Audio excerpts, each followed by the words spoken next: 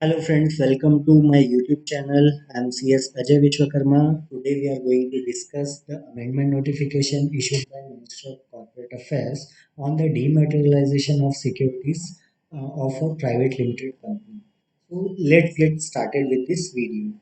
So first we'll talk about the background of this amendment like क्या कब से ये डीमैटेरियलाइजेशन का रिक्वायरमेंट आया किसको अर्लियर एप्लीकेबल था and how it is now became applicable to private limited company also.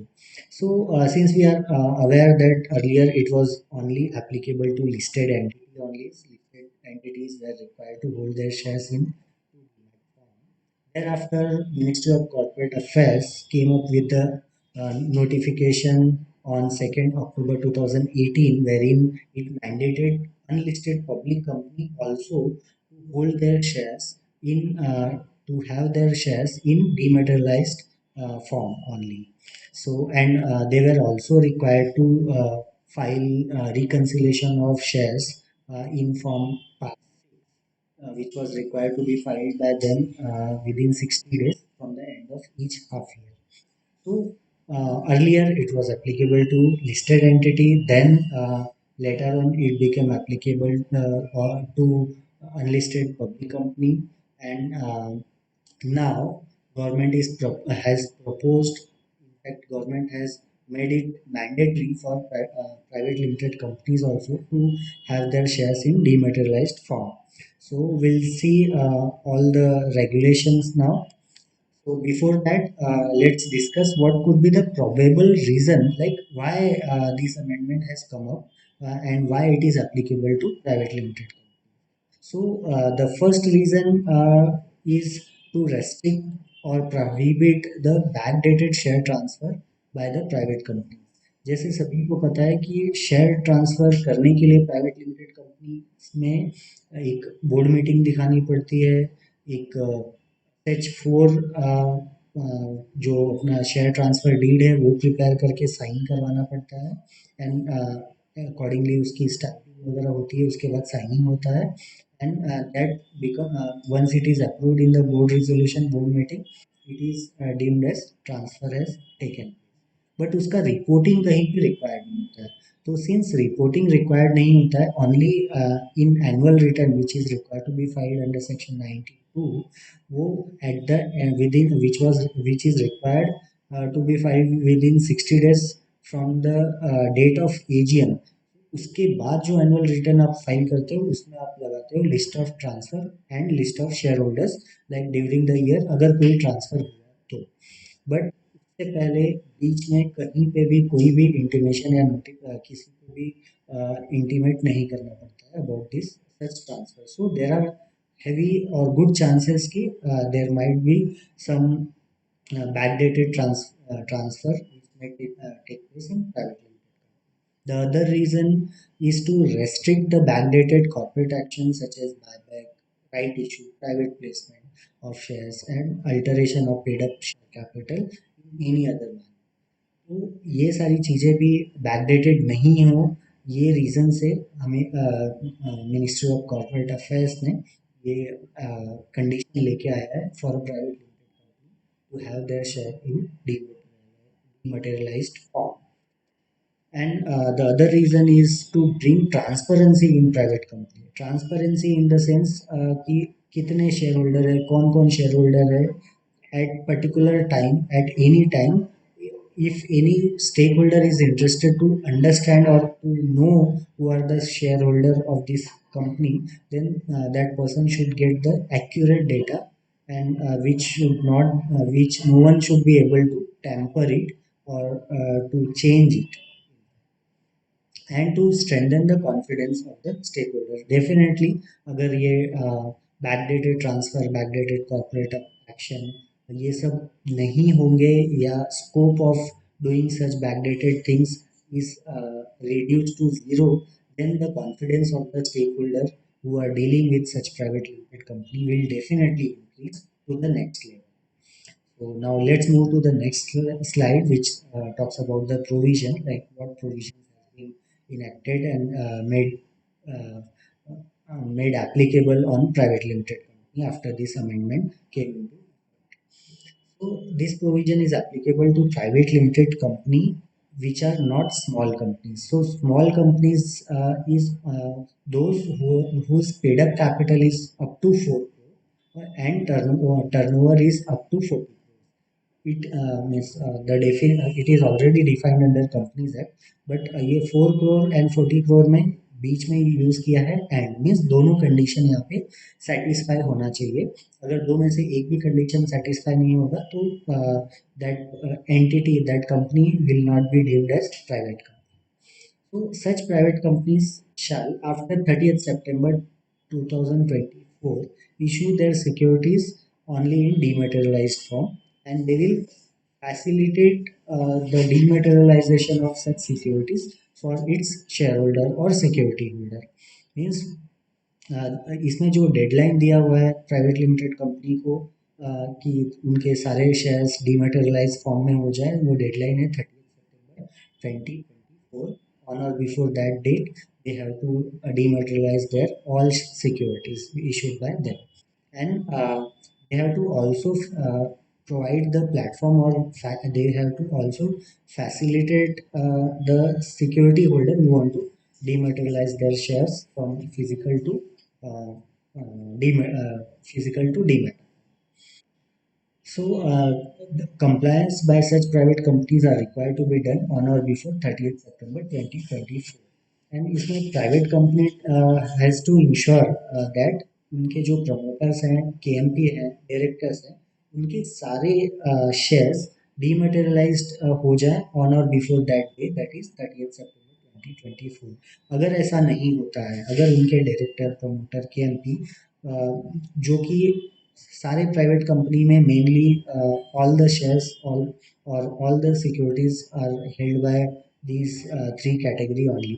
तो अगर इनका शेयर्स डीमैटेरियलाइज फॉर्म में नहीं होता है on or before that particular date, then private company will not be able to issue any shares and buy back any further shares, or give any bonus shares or right issue to any to their shareholders. Let's move to next slide. Let's talk about the restriction on the shareholders. तो rule 9B sub clause 4 जो है ये restriction क्या है share holders पे, या duties क्या है शेयर होल्डर्स की, वो बताता है. That is every shareholders of securities, every holder of securities of private company intend to transfer. मतलब अगर कोई सिक्योरिटी होल्डर अपने सिक्योरिटी को ट्रांसफ़र करना चाहता है ऑन और आफ्टर दैट 30th September 2024, तो उनको डीमैटेरियलाइज्ड फॉर्म में उस सिक्योरिटी को रखना होगा. उसके बाद ही वो ट्रांसफ़र कर सकते हैं. अगर वो डीमैट फॉर्म में नहीं है, उनका शेयर फिजिकल फॉर्म में है, तो ट्रांसफ़र अलाउड नहीं होगा. Company will not allow to effect such.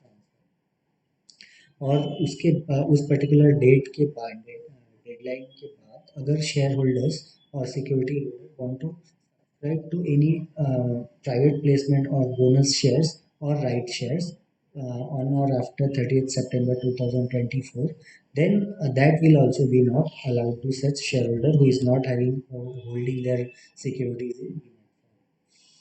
And this circular also says that provision of sub-rule 4 to 10, which was earlier 4 to 10 of Rule 9A, which was earlier applicable to unlisted public company, will also be applicable to such private limited. And government companies are exempted from purview of this provision, so it will not be applicable on government companies. अभी rule 9A जो sub clause 4 to 10 है, जो पहले public unlisted public company को applicable था, तो अब वो देखते हैं कि अभी प्राइवेट कंपनी को एप्लीकेबल होगा, तो प्राइवेट लिमिटेड कंपनी की क्या जिम्मेदारियां, क्या ड्यूटीज बनते हैं, that will see. First one is to facilitate dematerialization of all its existing securities by making necessary application to depositories. Yes, they have to make necessary application. They have to enter into agreement with depository RTA, and accordingly they will give the facilitation. They will give the platform wherein the security holder can come up and they can dematerialize their physical shares. And The other one is to obtain ISIN number for each type of their securities. What is ISIN number is security international secure international security identification number for each type of securities. So ISIN number each type of securities के लिए अलग अलग होता है, तो वो ISIN number they have to the private company have to obtain. Now, private company shall also have to inform to existing security holder about such facilities, like dematerialization facility is available with the company. You are welcome to dematerialize your shares. This information has to be given by the private company to their security holder. So to make timely payment of fees, in order to create or facilitate such dematerialization, they have to enter into agreement, they have to enter into contract with depository RTA. So whatever fees, whatever security deposit has to be paid to such party, that has to be done, and such security deposit has to be maintained all time, and at least 2 years fees, and fees has to be paid by the uh, private company to depository and share transfer agent. Then it has to comply with the regulations of SEBI with respect to dematerialization. So whatever circular or amendment with SEBI or depository comes up in future, everything will be applicable on such private limited company who their shares in dematerialized. Default in payment shall not make offer, means if there is any default in payment by private company in a case of security deposit or fees to RTA or depositories, then such private limited company will not be able to offer their shares for bonus shares or right shares, buyback of their existing shares. And unlisted public companies were required to file reconciliation of shares in past six, which was required to be filed within 60 days from the end of half year. Now it will be applicable to private companies also who will be holding their shares in demat form. So उनको भी past six applicable हो जाएगा, which will be filed by them within 60 days from the end of half year. And subclause 8A speaks about company shall bring to the notice of depository any difference observed, like reconciliation of shares बनाते हैं तो उसमें हमें कितने shares physical में हैं, demat में है, कितने एनएसडीएल सीडीएसएल किसके पास है, कौन सी डिपॉजिटरी के पास है, तो ये सब उनको एक चेक करना पड़ेगा, और टोटल उनका कितना आ रहा है, उनके पेड से मैच हो रहा है नहीं हो रहा है, वो देखना पड़ेगा. अगर मैच नहीं हो रहा है, they have to immediately intimate such differences to depositories.